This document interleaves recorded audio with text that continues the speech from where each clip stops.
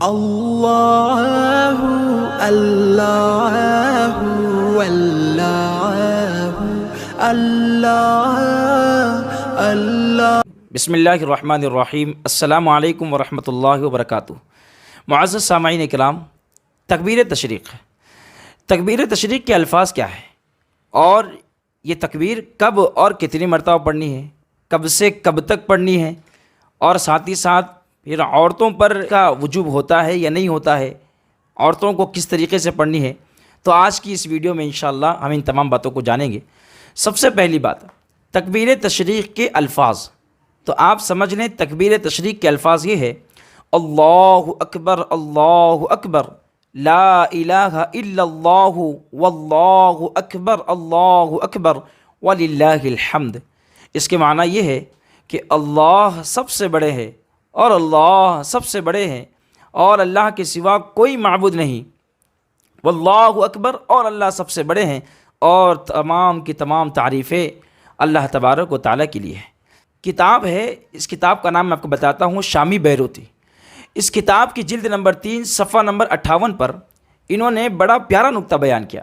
انہوں نے بتایا کہ تکبیر تشریق کے یہ الفاظ، اللہ اکبر لا الہ الا اللہ واللہ اکبر وللہ الحمد، یہ جو الفاظ ہے یہ اللہ رب العزت کے 3 معزز اور مقرب بندوں کے الفاظ ہیں۔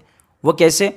جس وقت حضرت ابراہیم علیہ السلام حضرت اسماعیل علیہ السلام کو ذبح کر رہے تھے، تو آپ جانتے ہیں کہ اللہ تعالیٰ نے حضرت جبریل علیہ السلام کو آسمان سے بھیجا، اب وہ آسمان سے ایک جانور لے کر اترے، مینڈھا جسے آپ جانتے ہیں۔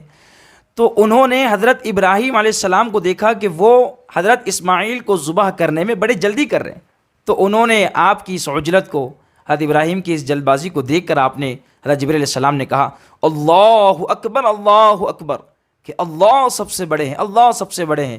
تو جیسی حضرت ابراہیم علیہ السلام نے آسمانی قربانی کو جو حضرت جبریل علیہ السلام لے کر آ رہے تھے، حضرت ابراہیم علیہ السلام نے دیکھا، حضرت ابراہیم علیہ السلام نے اس کے جواب میں کہا ولا الہ الا اللہ واللہ اکبر۔ حضرت ابراہیم علیہ السلام نے کہا کہ اللہ کے سوا کوئی معبود نہیں، یعنی حکم چلے گا تو صرف اللہ کا چلے گا، اللہ کا حکم ہر چیز پر مقدم ہے، اور ساتھ میں یہ کہا کہ اللہ سب سے بڑے۔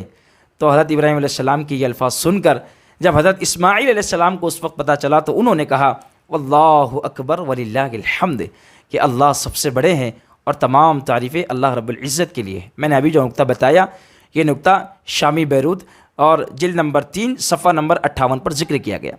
دوسرا کہ تکبیر تشریق کے یہ الفاظ کب سے کب تک اور کتنی دفعہ پڑھنا ہے، تو یاد رکھیں یوم عرفہ یعنی 9 ذی الحجہ کی فجر سے 9 ذی الحجہ کی فجر سے 13 ذی الحجہ کی عصر تک یہ الفاظ پڑھے جاتے ہیں، اور ان الفاظ کا پڑھنا ہر مرد و عورت پر واجب ہے۔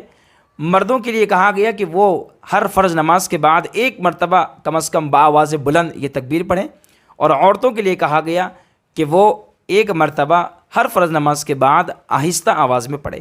اب عورتوں کے لیے عام طور پر ہمارے معاشرے میں ایک بہت بڑی غلطی ہوتی ہے، مرد افراد تو الحمدللہ مساجد میں کسی نہ کسی طریقے سے ادا کر لیتے ہیں، لیکن عورتیں ادا نہیں کر پاتی۔ تو اس کے لیے سب سے آسان طریقہ کہ ہم اپنے گھر کی خواتین کو ایک چٹھی پر یہ تکبیر تشریق جو ہے وہ لکھ کر کے دے دیں، اور خواتین کا پھر کام یہ ہے کہ وہ اس تکبیر تشریق والی چٹھی کو جہاں وہ نماز پڑھتی ہے سجدے کی جگہ پر رکھے، اور جیسے ہی وہ سلام پھیر لے تو سلام پھیرنے کے بعد سب سے پہلے وہ چٹھی کی طرف جب ان کی نظر پڑے تو وہ نماز کے فوراً بعد وہ چٹھی اٹھا کر کے اس کو پڑھ لے، انشاءاللہ تکبیر تشریق ادا ہو جائے گی۔